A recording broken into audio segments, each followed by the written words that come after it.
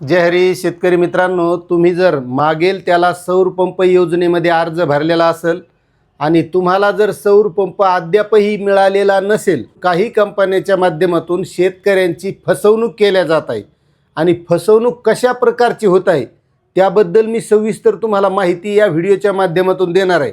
कारण बरेच शेतकरी काय करतात, आपला अर्ज भरतात, अर्ज भरल्याच्या नंतर ते पेमेंटसुद्धा टाकतात।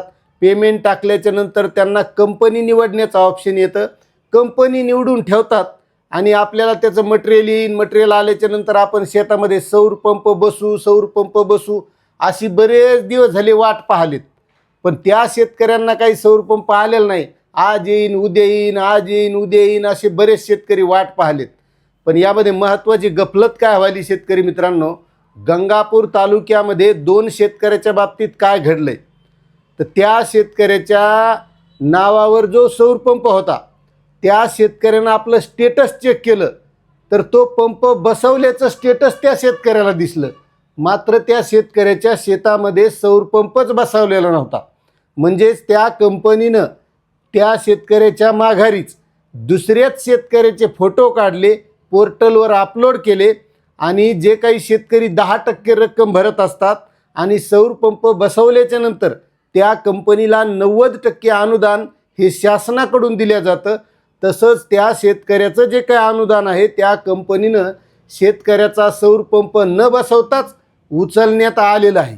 आता नेमकं प्रकार काय झाला आहे, त्या शेतकऱ्यानं अर्ज भरला, अर्ज भरल्याच्या नंतर सौर पंप निवडला, कंपनी निवडली आणि त्यानंतर त्या कंपनीनं त्या शेतकऱ्याच्या शेतामध्ये मटेरियलसुद्धा आणून टाकलं आणि मटेरियल टाकल्याच्या नंतर एका ओळखीच्या ठिकाणी त्या शेतकऱ्याचे फोटोसुद्धा काढले, पोर्टलवर अपलोड केले आणि त्या कंपनीनं अनुदान उचलून घेतलं।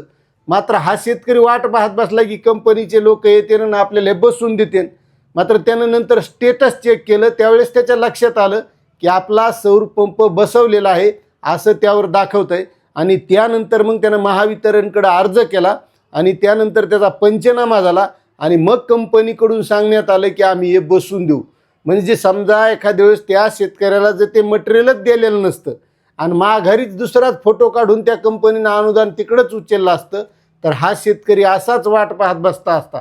त्यामुळं प्रत्येक शेतकऱ्यानं ज्यानं आत्तापर्यंत अर्ज भरलेत, पैसे भरलेत, कंपनी निवडली, त्या प्रत्येक शेतकऱ्यानं आपलं स्टेटस चेक करणं गरजेचं आहे आणि त्यासाठी तुमच्याकडं जो काही अर्ज केल्याच्या नंतर रजिस्ट्रेशन नंबर आहे तो टाकून आपलं स्टेटस नेमकं काय आहे हे चेक करून घ्यायचं आणि आपलं स्टेटस जे असेल ते नक्कीच कमेंट करून सांगायचं। तुमच्या बाबतीत असं काही घडलं आहे का हे सुद्धा नक्कीच कमेंट करा आणि चॅनलवर नवीन असाल तर चॅनलला सुद्धा सबस्क्राईब करा। धन्यवाद।